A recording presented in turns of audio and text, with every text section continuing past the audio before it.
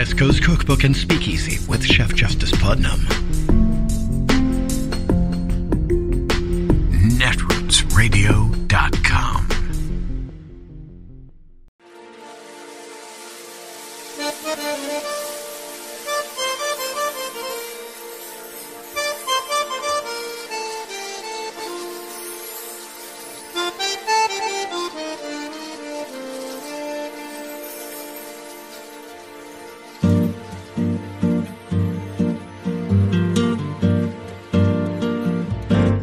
Je voudrais du soleil vert, des dentelles et des théières, des photos de bord de mer, dans mon jardin d'hiver.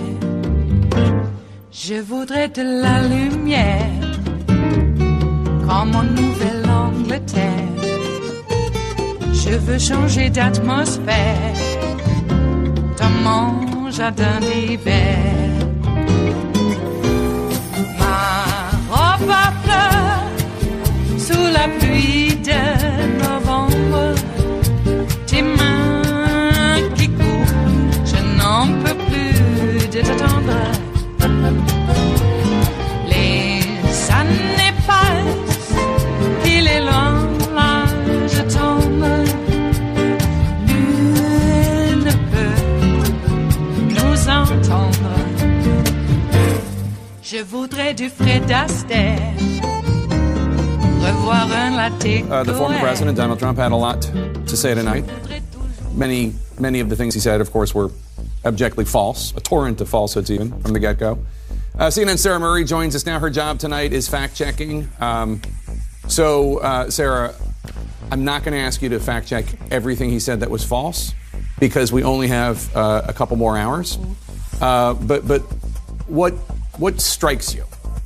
Well, look, I think one of the things off of the top was that we heard former President Trump again say the election was rigged and talk about ballot stuffing. And look, the reality is the election was not rigged. Biden won by more than 7 million votes.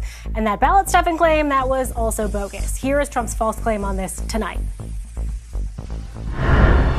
A lot of the people in this audience, and maybe a couple that don't, but most people understand what happened. That was a rigged election, and it's a shame that we had to go through it. Can you publicly acknowledge that you did lose the 2020 election? Let me just go on. If you look at True the Vote, they found millions of votes on camera, on government cameras, where they were stuffing ballot boxes. So with all of that, I think it's a shame that what happened. I think it's a very sad thing for our country.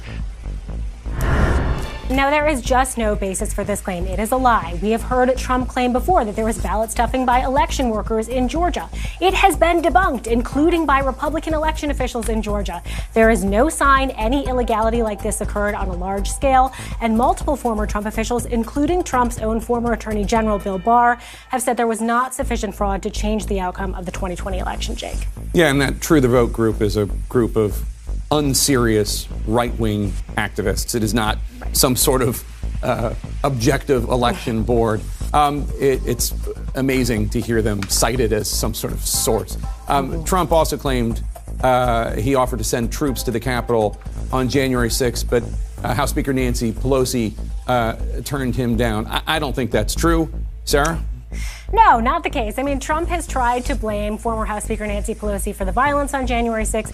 He's falsely claimed he ordered the National Guard to the Capitol. So here's Trump's attempt to rewrite history tonight. Chris Miller wrote a book, and he's a fantastic guy, and he was ready to go. They turned him down. If you look, the mayor of Washington, D.C., lovely lady, she said, we don't want it. We don't like the look. Nancy Pelosi said, oh, we don't like the look. If they would have had I offered them 10,000 soldiers. I said, it could be 10, it could be more, but I offered them specifically 10,000 soldiers. If they would have taken 500 soldiers, you wouldn't have had the problem. They turned it down. Here is the reality. The House Speaker is not in charge of Capitol security. That's the Capitol Police Board, which oversees the Capitol Police, and at the time of the riot would have approved requests for National Guard assistance. And here is former acting Defense Secretary Chris Miller telling the January 6th committee that he was never given an order by Trump to have 10,000 troops ready to go to the Capitol on January 6th. To be crystal clear, there was no direct order from President Trump to put 10,000 troops to be on the ready for January 6th. Correct. No. That's correct. There was no order from the president. So, Jake, as you can see, these claims by Trump about January 6th, also false. Sarah Murray, thanks so much for that. I'm sure you're going to have more fact checks for us because there were more lies than I could count said by the former president this evening. Let's talk about one of the politically more impactful decisions of his presidency to put 3 conservatives on the Supreme Court that would ultimately overturn Roe v. Wade, and what he had to say about that tonight. Caitlin Collins was trying to get him to say whether he would sign a national abortion ban if he were reelected. He wouldn't really take a position, but here is what he said about overturning Roe v. Wade. I consider the other side to be radical. Because the other side, under Roe v. Wade and other things, the other side, they're radical because they will, remember the debate with Hillary Clinton, they said, rip the baby out of the womb at the end of the 9th month. They will kill the baby in the 9th month. If you look at that crazy governor of Virginia from the former governor, where he said, no, the baby will be born, and then we'll decide essentially whether or not to execute the baby. But, Mr. President, can we talk about what you would do if you are but these are the radical people. Obviously, he would rather talk about positions that Hillary Clinton never took than his own position, which is not supported by polls.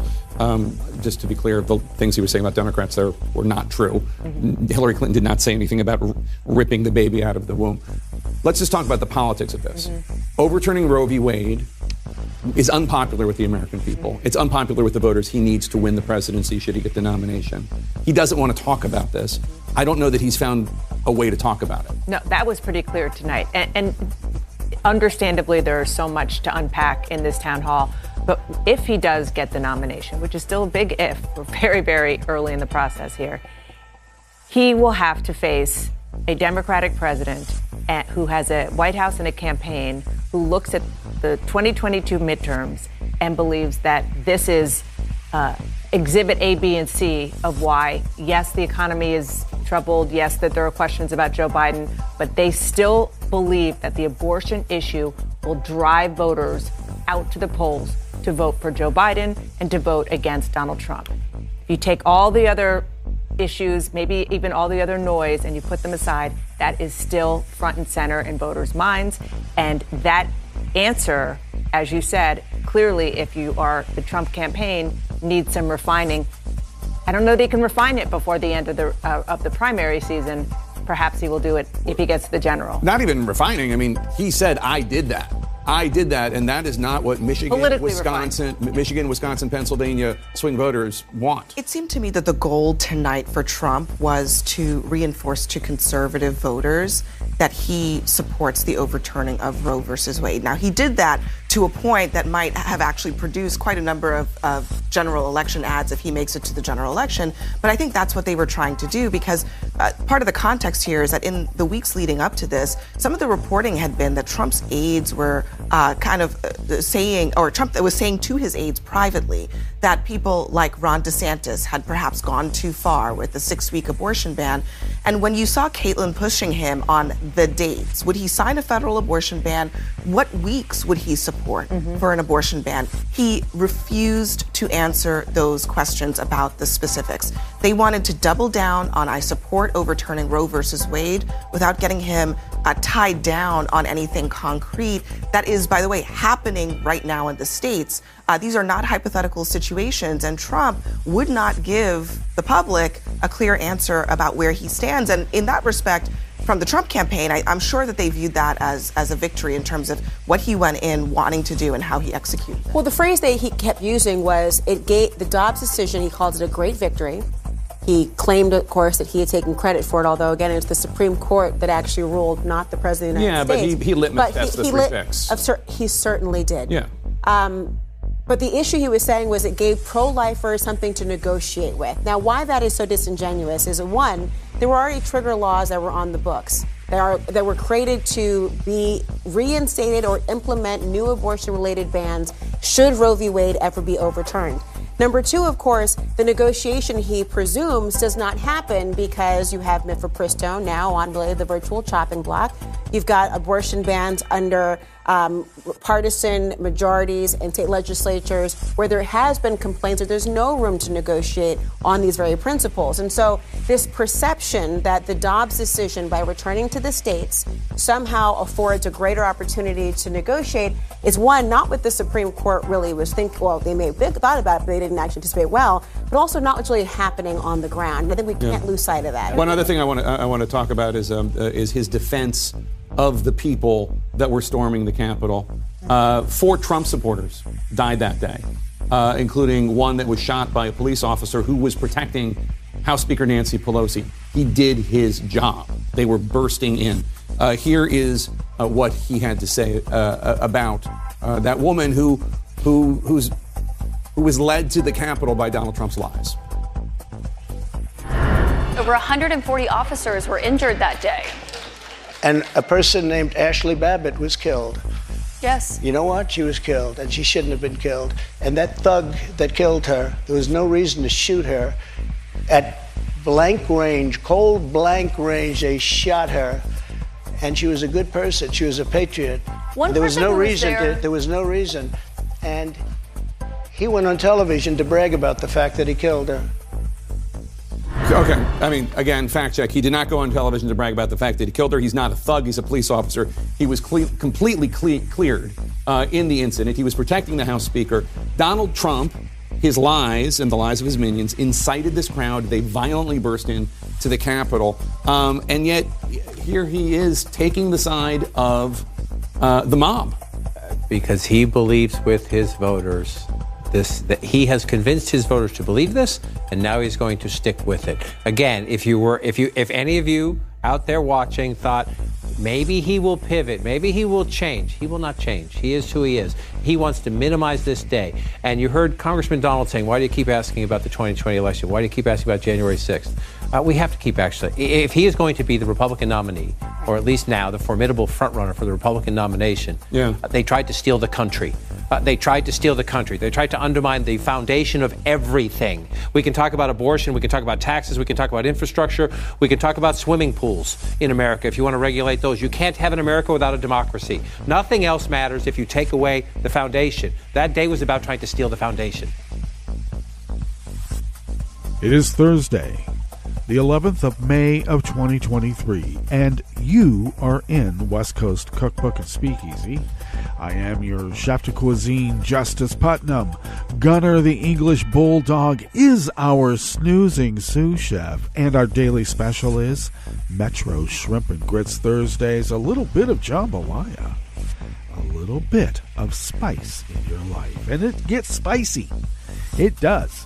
Hey, I missed the town hall, darn, but we were celebrating our mom's 86th birthday at Carson's Bistro in Grants Pass, a quite lovely place. If you're ever in town, you'll need to make reservations. That's how they like it. And they don't have a fixed menu. It changes by what is seasonal and available, and that's the way everything should be, even at home. Okay. But yeah, check it out. Carson's Bistro is a great place. But we had quite a lovely time there, and I didn't look at my phone once. Wow. Mostly because the Warriors and Lakers weren't really playing at that point. And then I probably would have been looking at my phone. But, up to that point, I didn't care. Because I don't care to see. I think what Chris liked, is that how he pronounces his name? Chris liked. Licht. I wish it was Licht. Anyway, Chris liked, the head of CNN now. He likes his town halls to be mini Nuremberg rallies, apparently. Yeah, he's maintaining that the reason he seated the whole town hall with Trump supporters is because apparently everybody else's voice is more outsized than theirs, and he's not going to ignore them. I can't ignore them. I mean, we ignored them before. No, you didn't. Once again, you gave them outsized reportage, just like they always have had for decades and decades and decades. For the silent majority they claim themselves to be, they are neither a majority nor have they ever been silent. They've been nothing but whiny-ass, white privileged deplorables, poorly educated, too. It's a virtue to be poorly educated. The more you know, the more you've been brainwashed. Really?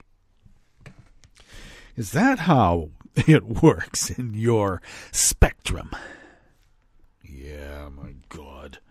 Anyway, missed that. I get to hear about it now. Yeah, all the analysis and reportage on it. I can see what went on. Chris Like believes that he did America a great service. I guess he did America a great service by having all those rape jokes out there on prime time. And then a town hall full of deplorables clapping and laughing like they're at some porn show at the Elks Club. Jesus Christ. We got the Super 8 running, and we're going to show some Betty Page dominatrix, partially clad, you know what we mean, wink, wink, wink, at the Elks Club. All those interested, come on down, we'll have refreshments. Yeah. Okay. I guess that's what it was, hooping and hollering. Oh, yeah. And apparently America needs more of that. Do we? I thought there was a responsibility that news organizations hold, but apparently that's not news anymore. At best, I guess you could call it entertainment. Okay. Looks to me like unbridled propaganda. Sure looked like that from what I've seen so far. God, am I glad I didn't see it in real time. Yeah, that was a good excuse to go celebrate Mom's 86th birthday. I mean, when is she going to do that again? Not 86. 87, I don't know. 88, 89, she's doing so much better. Truly is. Also, we do have a new addition to the mothership here at Netroots Radio in our little burg of Rogue River in Southern Oregon. I have probably mentioned this before, but yes, we have a little true Yorkshire Terrier by the name of Precious. She's quite a great addition, I have to say. And there's some sort of machinery just driving by. I hope that's not drowning out the noise in your whatever is happening in your realm over there, but it sure was disrupting here. Now it's gone away. The Doppler effect. I like it. Anyway, we'll figure out a position here at West Coast Cookbook and Speakeasy for Precious. I think the obvious one would for her to be the hostess who will seat you directly, but we'll have to figure out how to fit that in the patter. Yeah. Because we don't do just the news here. We do entertainment too, because I guess, we're just like CNN. I hope not. Hooping and hollering over rape jokes, we don't do that here. Not even prison rape jokes. I hate prison rape jokes. And you know why? Because I don't like the idea of rape. And that doesn't seem to me to be a joking matter. Oh, it's just locker room talk. Not when I was in the locker room. I told those effers to shut the F up. You think I'm forceful now? Imagine how it was when I was just getting the first inklings and droplets of testosterone in my system. I'll tell you what's up. Yeah, my sisters had been sexually abused by the guys, wherever we were. There's always some guy, young and old, who were at best oglers, obvious oglers, and others who couldn't keep their mouths shut. And if they ever tried to, touch, My sisters knew how to take care of themselves, even though I won't get into it, but they were both raped. So I never had any patience for a bunch of guys hooping and hollering about whether they got to first base, second base, third base, or home run, whatever that might be, in their, I don't know, misogynistic juvenile minds. And that was a spectacle that we were confronted with, apparently. I'm glad I missed it in real time, aren't you? Yeah. Oh, the machinery that's been driving by is the street sweeper, which is good, because we like the streets around here to be swept and clean. Okay, during the rains, all that stuff goes into the storm drains, and that's not good. Clogs them up, and we don't like that. Who would? So we have this town hall. This wasn't a town hall.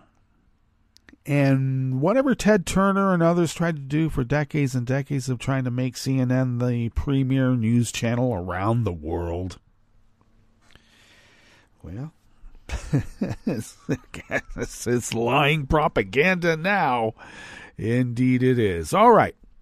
What do we have in store for you here as we begin this fabulous Metro Shrimp and Grits Thursdays? Oh, just as a reminder, my recipe of Metro Shrimp and Grits Thursdays is in the show notes and links, and I'll give you some information about that, as if you've never heard before. Anyway, what's on the rest of the menu here as we begin in the Bistro Cafe of West Coast Cookbook and Speakeasy? The Justice Department has reached a settlement with a New Jersey county over language barriers for Spanish-speaking voters. Yeah, the barriers are more of a feature rather than a bug there, and they got caught.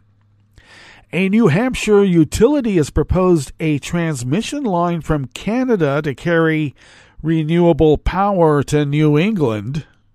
They better get on with those windmills off the coast.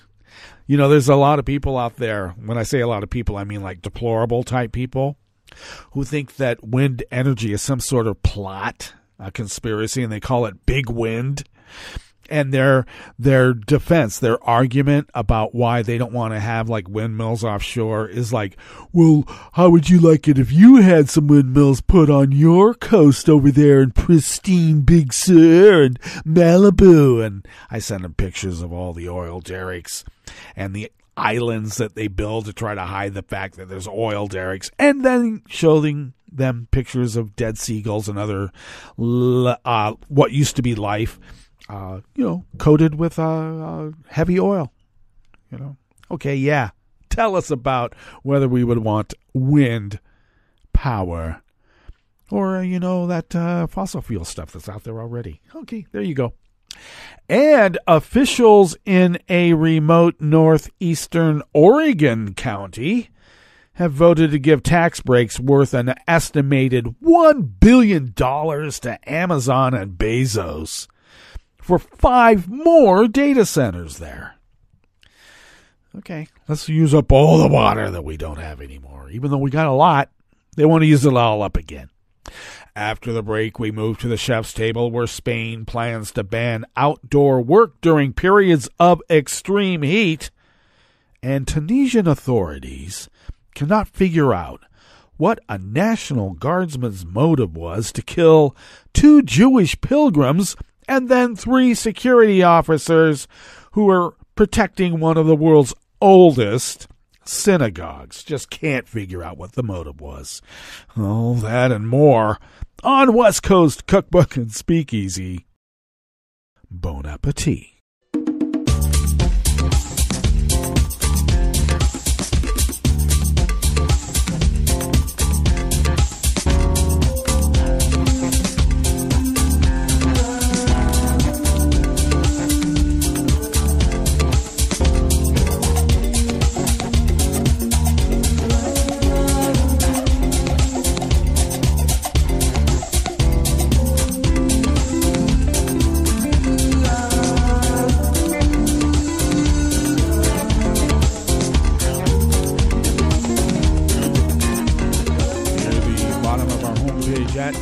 netrootsradio.com. To the right of the page is the chat room link, and the chat room is monitored by Kelly Lincoln, and we thank Kelly for doing so.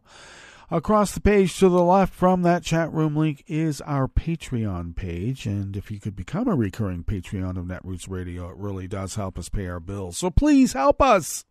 If you could afford to spend, or if you could afford to send us what you might spend on an espresso-type coffee drink once a month, that really does help us pay our bills and continue this powerhouse of resistance that has been resisting for over 12 years now, a dozen years. And we have you to thank for allowing us to fulfill our civic duty as the founders originally intended all those many years ago. If you would like to follow Netroots Radio on Twitter while we're still there, I got to tell you, Tom and I have spoken, and we're going to be giving a countdown about our exodus from this platform. But you can still find us on Twitter, but also on Mastodon and Spoutable by going to @NetrootsRadio. How simple is that? You can follow me on Twitter, Mastodon, and Spoutable at Justice Putnam. I post the show notes and links diary on Daily Kos 10 minutes before showtime, but you can always find the show notes and links diaries by going to my social media feeds, and the links are all there. They are. You can also follow the show on Twitter at Cookbook West, and please do pick up podcasts by way of Spreaker, Stitcher, TuneIn, iHeart, YouTube, iTunes, and wherever podcasts can be found. All right, this first offering here in the Bistro Cafe of West Coast Cookbook and Speakeasy is by Ayanna Alexander from the Associated Press. The Justice Department has reached a settlement with a New Jersey county over language barriers for Spanish-speaking voters, emphasizing a growing challenge for certain minority communities nationwide. Yeah, if you let people vote in their original language, they're woke, and so are you. Can't have that. The agreement with Union County comes after federal prosecutors filed a lawsuit alleging it failed to make registration and voting notices, forms, instructions, and ballots available in Spanish, violating sections of the Federal Voting Rights Act. And, of course, you know the county will argue, but we thought that the Supreme Court got rid of that so we can be going back to our racist ways. Do they speak like that in New Jersey? Maybe not. We know firsthand how language barriers hurt our community, said Hector Sanchez Barba, chief executive of Mi Familia Vota, a national group seeking to boost Latino political influence. Eliminating language barriers is not only legally sound, but also the right thing to do to strengthen our democracy. And I got to tell you, he's right. The county, which has nearly 28,000 Spanish-speaking citizens of voting age, will be required to print all election materials in English and Spanish and ensure that someone is available to assist Spanish-speaking voters in person.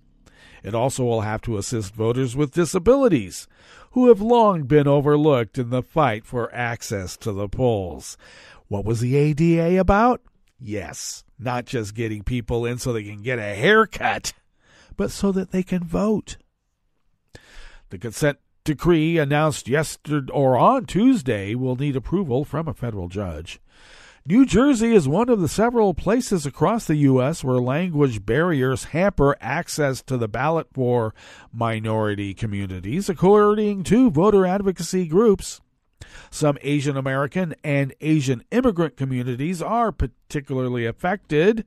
Despite a long history in the U.S., said Susana Lorenzo Guiguera, the Associate Director of the Asian American Legal Defense and Education Fund's Democracy Program, Asian Americans still face bias that views them as perpetual foreigners who aren't real Americans and don't deserve to be a part of the fabric of our democracy, she said. And that's exactly how they feel, because they're deplorable and they're ignorant. Back to the article. Under the Federal Voting Rights Act, communities must provide language assistance for voting if more than 5% of the voting age citizens, or over 10,000 have limited English proficiency.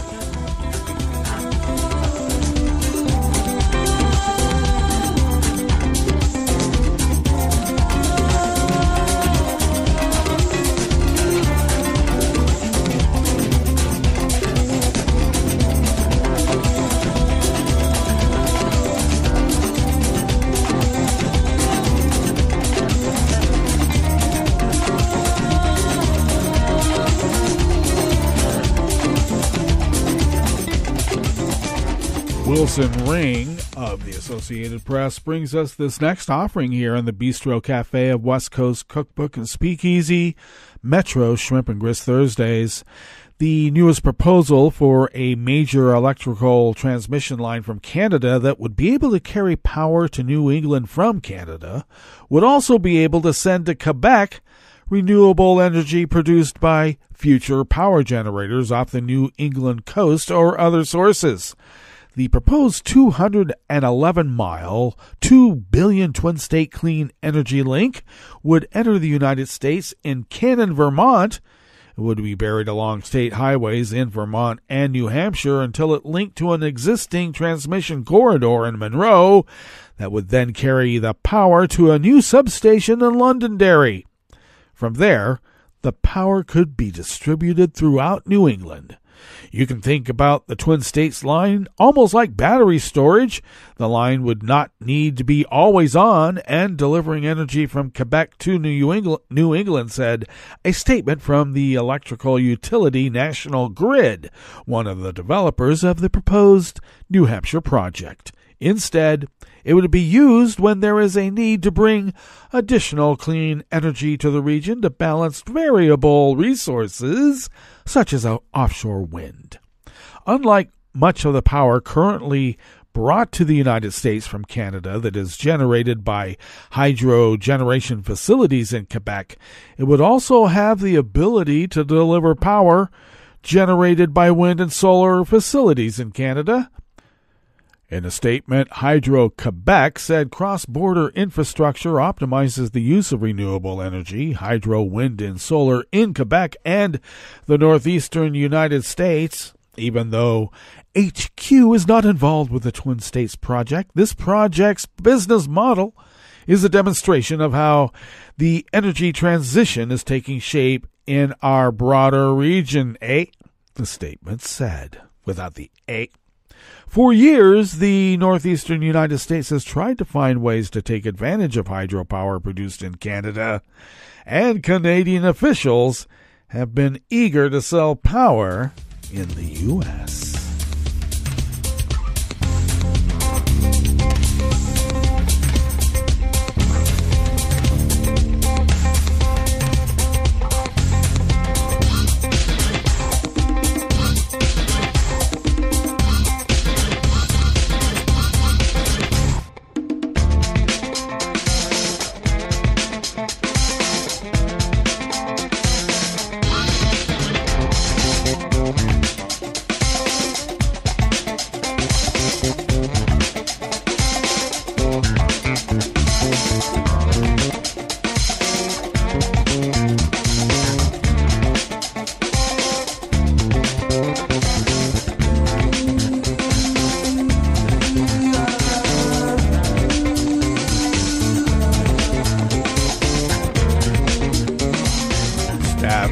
Associated Press brings us this final offering here in the Bistro Cafe part of West Coast Cookbook and Speakeasy. Officials in a remote northeastern Oregon county have voted to give tax breaks worth an estimated $1 billion to Amazon for 5 more data centers there. Yesterday, Wednesday's unanimous vote by Port of Morrow's 5 commissioners was the last step in securing the enterprise zone incentives. Companies in the state can receive property tax exemptions through local enterprise zones. Local officials hope the incentives will bring $12 billion in new Amazon spending in their county. That's along the Columbia River, about 160 miles from Portland to the east. Amazon already has 4 giant data centers in Morrow County, and several hundred local jobs tied to its operations, but its growth has produced contentious debate over how the Seattle company secured its incentives and an ongoing probe over possible self-dealing by some people awarding its tax breaks. The state is investigating potential conflicts of interest among the port officials and a former county commissioner who owned Windwave Communications, a company that provides fiber optic service to Amazon's local data centers. Amazon and Windwave have not responded to requests from the media for information about the value of the two companies' contracts. Those two port commissioners, Jerry Healy and Marv Padberg, in an April letter to the State Ethics Commission, said their company does have a deal to provide most of the fiber optic service to one new Amazon data center, but they said they only have a potential conflict of interest in voting on incentives for the other four facilities, just a potential. 3 other public bodies in Monroe County previously gave their approval to the latest agreement, each in votes with little public discussion. The incentives exempt Amazon from paying nearly 3/4 of the property taxes other businesses have to pay. But Amazon is Monroe County's largest taxpayer. Its data centers account for 1/3 of property tax revenue, with payments of $26 million in 2021. According to the company, Amazon declined to make any of its local managers available to the Oregonian for comment on its data center operations. David Sykes, chairman of the Monroe County Commission, told the Oregonian he sees Amazon fitting into a nicely diversified economy. It's a good blend of industries, Sykes said, that rescued the county from its dependency on natural resources after a sawmill and coal plant shut down. And data centers are among the state's fastest growing industries, fueled partly by tax breaks worth $180 million last year alone. But lest I remind you, they also use a lot of water, ground or from a river like the Columbia, to keep those data centers cool, don't they? All right, let's get to our break. And when we get back from that break, we will go through weather from around the world, and we will finish up with the stories that we've curated for you today. You are listening to West Coast Cookbook and Speakeasy, and we will be right back. You are listening to netrootsradio.com. Please hang up and try again.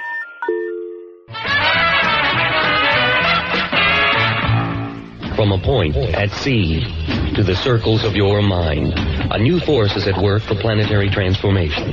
New radio for a new Earth.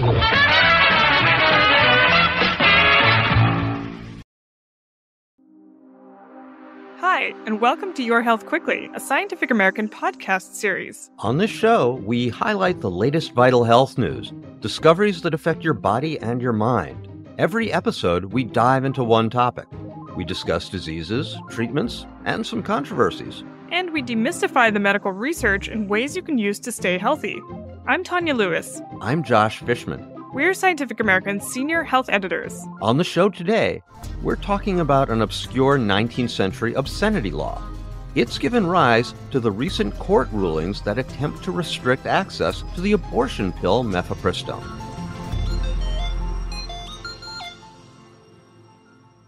April was a busy month for the fight to roll back reproductive rights. First, a judge in Texas issued a ruling that would have removed the abortion pill mifepristone from the market. It's used in more than half of abortions in the U.S., and it's also used for miscarriage treatment. The Supreme Court has blocked the ruling for now. Mifepristone, known as the abortion pill, gets a temporary lifeline from the U.S. Supreme Court.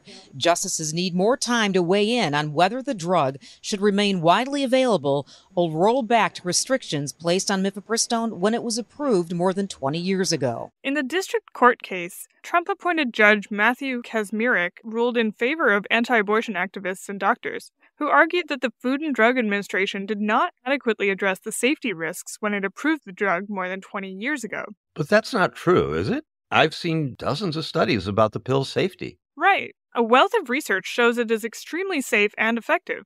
Studies show that more than 99% of patients who take abortion pills have no serious complications. Just a few hours after that Texas ruling, Thomas Rice, a district judge in Washington state appointed by Barack Obama, issued a competing ruling. That one ordered the FDA to do nothing to restrict mifepristone access where abortion is currently legal.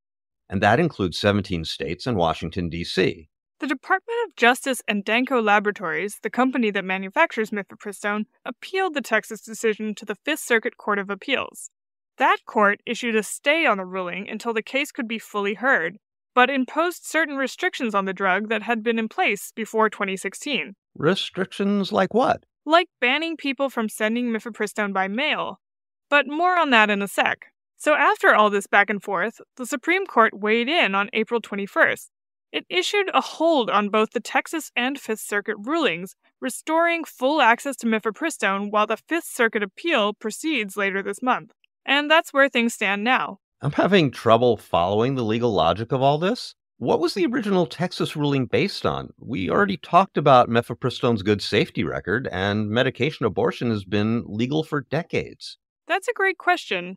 The plaintiffs in the Texas case argued that mifepristone, which is part of a 2-drug regimen along with the drug misoprostol, could cause serious complications in people who took it. But dozens of studies have shown that the drug combo causes fewer side effects than many other FDA-approved medications, including Tylenol and Viagra. Interesting that the Texas doctors were more concerned about mifepristone than Viagra. But okay, the abortion pill is quite safe. What about the Fifth Circuit ruling that said that mifepristone shouldn't be sent by mail? Where did that come from? I'm glad you asked. Both the Fifth Circuit ruling and the original Texas decision cited a law from 1873 called the Comstock Act, which forbids the mailing of, quote, obscene, lewd, or lascivious materials. It's named after a guy named Anthony Comstock, who was a very famous moral crusader based in New York in the mid-19th century.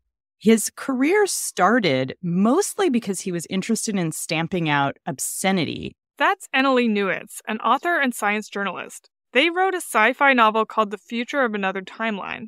It's about a group of feminists who travel back in time to stop Comstock's misogynistic anti-obscenity crusade.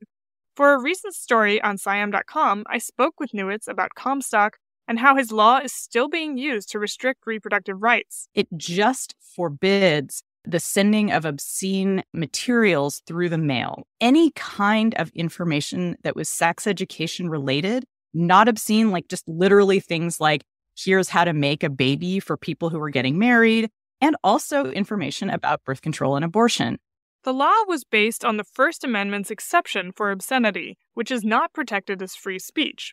Of course, keep in mind that the definition of obscenity back then was pretty vague. It included anything related to reproductive health, abortion, or sex education.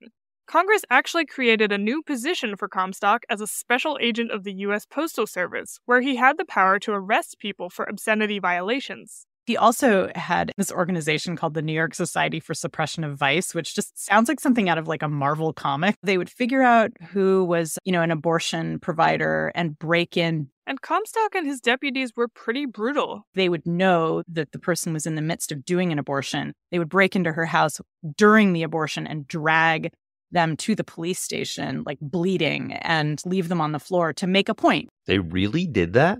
That's just terrifying and dangerous. A patient could die. Absolutely. It was pretty barbaric. Comstock also went after art and literature that he considered obscene. Comstock tried to shut down the Chicago World's Fair because they were putting belly dancers out as one of the many, many acts that you could go see. And he thought belly dancing was obscene. In 1905, playwright George Bernard Shaw wrote an op-ed in the New York Times making fun of America's, quote, Comstockery, a term he used to refer to its censorious attitude toward art and literature. Shaw was actually firing back at a public library that put his plays on a restricted reading list. Comstockery, he wrote, is the world's standing joke. If I had the misfortune to be a citizen of the United States, I should probably have my property confiscated by some postal official and be myself imprisoned. Comstockery's a great term. I'm going to start using it. I know, right? But even though Comstock himself became kind of a joke, the Act and similar laws enacted by states stayed on the books. In the 1960s and 70s, the Supreme Court issued several key rulings that restricted the definition of obscenity.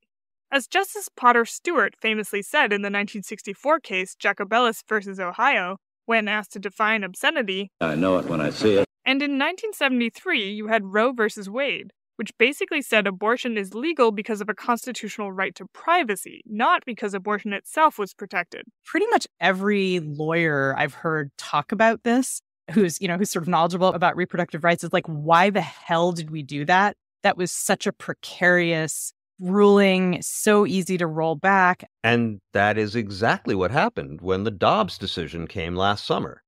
That one overturned Roe v. Wade, paving the way for many states to ban or severely restrict abortion. Exactly. And all this time, we never actually repealed the provisions of the Comstock Act having to do with sending abortion medication by mail.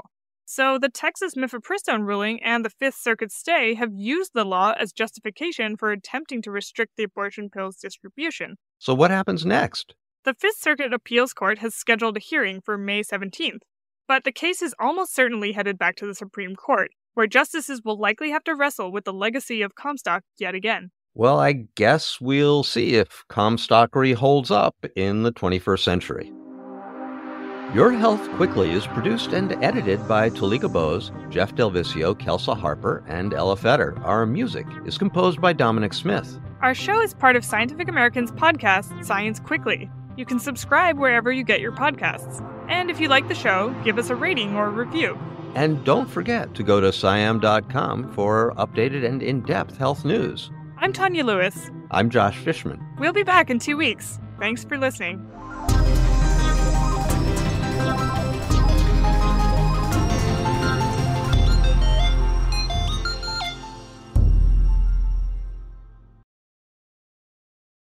Hi, it's Tom.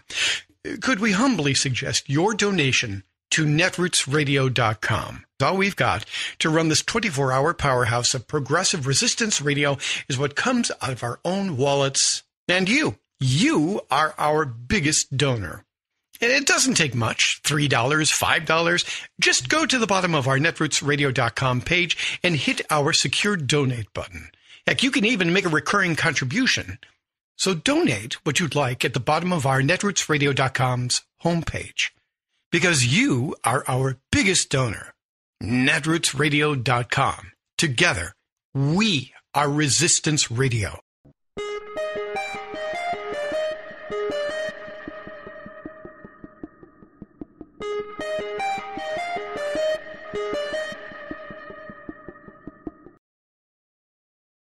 Book banning is at an all-time high. Listen up. This matters. I'm Louis Black, and this is the Civil Liberties Minute with ACLU attorney Bill Newman. The highest since the ALA, that's the American Library Association, began tracking this data 20 years ago. Twice as many bans in 2022 as in 2021, a year that itself had set an all-time high. Years ago, a local parent or community member might demand that a book be taken off the shelf. Now, there are demands for multiple removals, sometimes hundreds of books at a time, demands often made by organized groups, many national, that have a political or a social agenda. A few books have been challenged because they have racist language, but the vast majority of the books being targeted have LGBTQ themes. These groups don't want people to read these books. The director of the Library Association's Office for Intellectual Freedom is quoted in the recent AP story as saying that the last 2 years, quote, have been exhausting, frightening, and outrage-inducing. And the story is getting worse. Bills that do or may facilitate the restriction of books in public libraries and or schools have passed and or are pending in many states, including Iowa, Texas, Missouri, Oklahoma, and Florida, among others. Apparently, the 21st century crusade of book banning has only just begun. That's a fearful prospect, which speaks volumes. The Civil Liberties Minute is made possible by the American Civil Liberties Union because freedom can't defend itself. I'm Rick Smith, and this is Labor History in 2. On this day in labor history, the year was 1967. That was the day United Farm Workers Sons of Zapata joined with the Confederation of Mexican Workers in establishing an international picket line across the Rio Grande Valley. A push to organize farm workers at 6 major growers began the year before, in the spring of 1966. Wages in Starr County ranged from 40 to 85 cents an hour. Farm workers began their strike in June of 1966 for wage increases and union recognition. But growers would rather see their crops rot than recognize the union. They did grant wage increases, but immediately ran to the courts for injunctions. One district judge outlawed all picketing, while police instructed county workers to spray the strikers with insecticide. That August, workers voted to organize with the United Farm Workers and began a pilgrimage march to the state capitol to popularize their cause. 15,000 workers and their supporters reached Austin on Labor Day to demand their right to organize. They returned to Starr County to continue their strike. The growers turned to Mexican commuters holding green cards to break the strike. The United Farm Workers began picketing at Roma and Rio Grande City bridges and were often successful in turning back green card workers. By May 1967, melon harvest had begun. After months of negotiations, picket lines went up on both sides of the international bridges. The picketing was 100% successful for 2 days. But the Mexican government and Starr County Sheriff's Department soon intervened to break up the picket lines. Texas Rangers were brought in to arrest and brutalize strikers. The strike was broken, but organizing continued throughout the region. Picketing across borders was itself an important act of international solidarity. Like what you hear? Check out more at laborhistoryin2.com.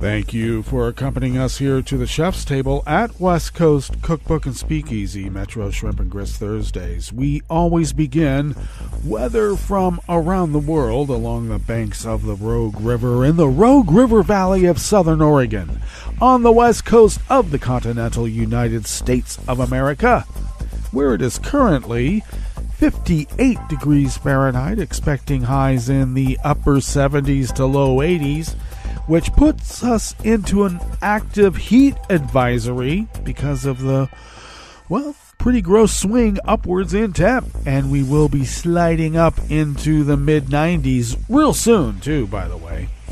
Looks like we'll be cloudy this morning and partly cloudy skies throughout the day. Winds light and variable. A few passing clouds overnight with lows in the low to mid-50s. Winds out of the northwest at 5 to 10 miles per hour. And then mainly sunny tomorrow with highs in the mid to upper 80s. Winds out of the north-northeast at 5 to 10 miles per hour. Grass pollen is rated high in the little village of Rogue River. The air quality index for the region is in the good range at 15 parts per million. And that daytime UV index remains very high at level 8. So you know what to do. You take care. Barometric pressure is falling at 30.12 inches. Visibility is up to 9 miles. And relative humidity is at 88%. Weather from around the world is brought to you by a crowd of crowdsourced weather stations that a crowd crowdsources from around the world, and that's why it's called the Weather Underground. London is 61 degrees with light rain and a advisory for disruption possibilities due to thunderstorm activity. Paris is 61 and mostly cloudy with the same advisory about thunderstorm activity impacting critical electrical infrastructure. Rome is 70 degrees and partly cloudy with the same advisory about thunderstorm activity. Kyiv is 63 degrees and fair. Kabul is 65 and mostly cloudy. Looks like Hong Kong is 75 and partly cloudy. Tokyo is 58 and partly cloudy. Sydney, Australia is 55 degrees and clear. San Francisco, California is 55 degrees and mostly cloudy. And New York, New York is 74 degrees Fahrenheit and sunny. And that is weather from around the world, brought to you by a crowd of crowdsourced weather stations that a crowd crowdsources from around the world.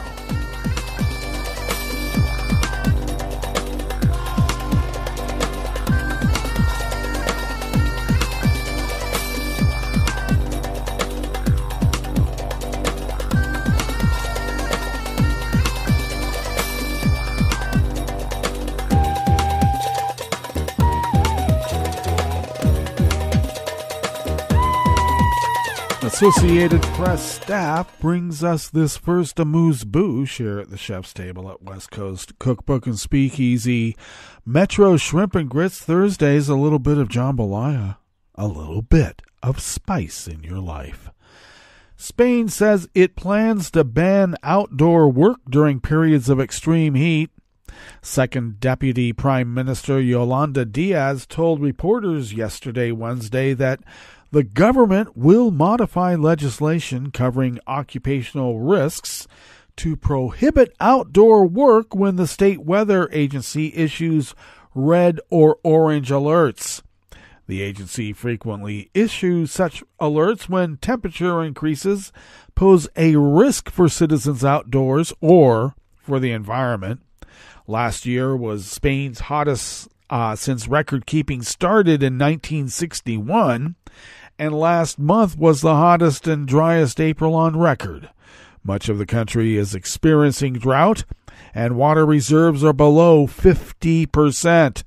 Diaz, who is also labor minister, said that the modifications would be announced by Spain's cabinet, but would give no further details.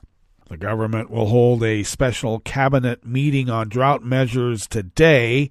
It was not immediately clear how the measure announced by Diaz would apply to workers such as farmers, farmhands, police, firefighters, gardeners, or cleaners. In places accustomed to high temperatures, such as Spain's southern Andalusia region, construction workers already work only morning hours during the summer. A temporary street cleaner died of a heat stroke while working in Madrid last year.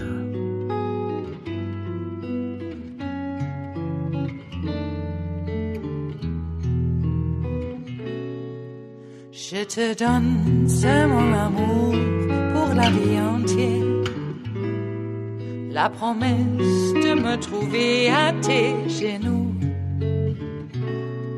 Aussitôt que tu m'appelles, rester toujours fidèle, c'est tout, c'est tout. Je te donne tous mes printemps, mes étés de mer, mes automnes quand les feuilles tombent partout. Si ce n'est pas une bonne affaire, je te donne tous mes hivers. Boza Banboza and Thomas Adamson of the Associated Press bring us this final amuse-bouche here at the chef's table at West Coast Cookbook and Speakeasy. Tunisian authorities opened an investigation yesterday, Wednesday, into a shooting attack at a synagogue that killed 2 Jewish pilgrims and 3 members of the country's security forces. The motive of the gunman, whom guards killed before he could enter the building on the island of Djerba, remained unclear. Really? The island's historic synagogue, thought to be one of the world's oldest Jewish temples, is a popular pilgrimage destination, but it was unknown if the assailant, a member of the Tunisian National Guard, specifically targeted Jews in Tuesday's attack. The death toll from the attack rose to 5 when a police guard who was hospitalized in the immediate aftermath died of his wounds, according to a medical official cited by Tunisia's TAP news agency.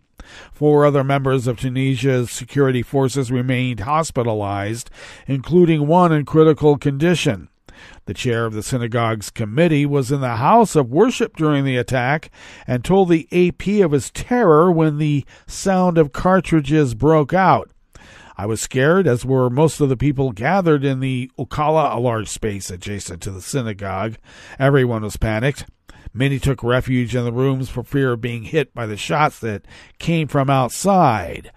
The synagogue attracted more pilgrims this year, around 6,000 people from the United States, Canada, Australia, Europe, and beyond than it had for some time. The committee chair said he was saddened that the pilgrimage to the site that is revered in Judaism was spoiled by those who wish Tunisia harm. Israel and Tunisian authorities and family members identified the civilian victims as cousins Aviel Haddad, age 30, who held dual Tunisian-Israeli citizenship, and Benjamin Haddad, 42, who was French. 4 civilians were also wounded. The assailant, a guardsman affiliated with the Naval Center in the island's port town of Agir, first killed a colleague with a service weapon before seizing ammunition and heading toward the synagogue. When he reached the site, he opened fire on security units stationed at the temple. The guards fired back, killing him before he reached the entrance of the synagogue. Well, that brings us to the end of our broadcast period for the day, but you do know Netroots Radio broadcasts on, and we will meet up here tomorrow for Blue Moon Spirits Friday, so do stay tuned to Netroots Radio all day and all night for all the breaking news as it breaks. And we will meet up here tomorrow, right here, in West Coast Cookbook and Speakeasy. Bon appetit.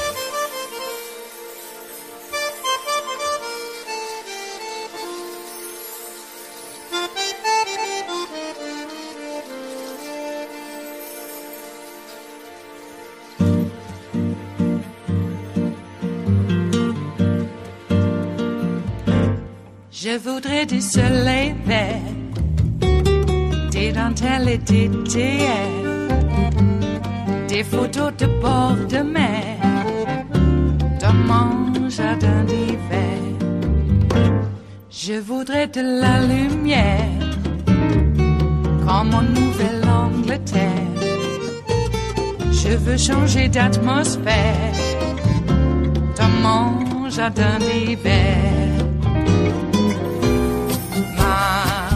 À fleurs sous la pluie de novembre, tes mains qui courent, je n'en peux plus de t'attendre. Les années passent, qu'il est loin, là je tombe. Nul ne peut nous entendre. Je voudrais du Fred Astaire, revoir un latte Goël. Je voudrais toujours te plaire dans mon jardin d'hiver. Je veux déjeuner par terre, comme au long de golfe clair. T'embrasser les yeux ouverts dans mon jardin d'hiver.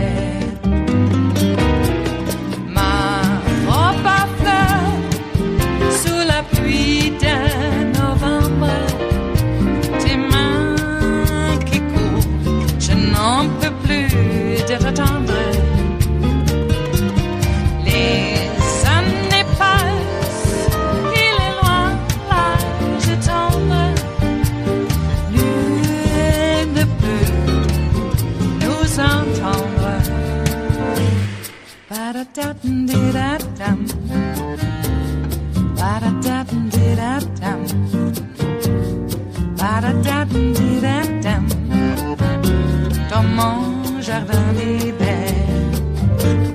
Ba-da-da-dum-di-da-dum. Ba-da-da-dum-di-da-dum.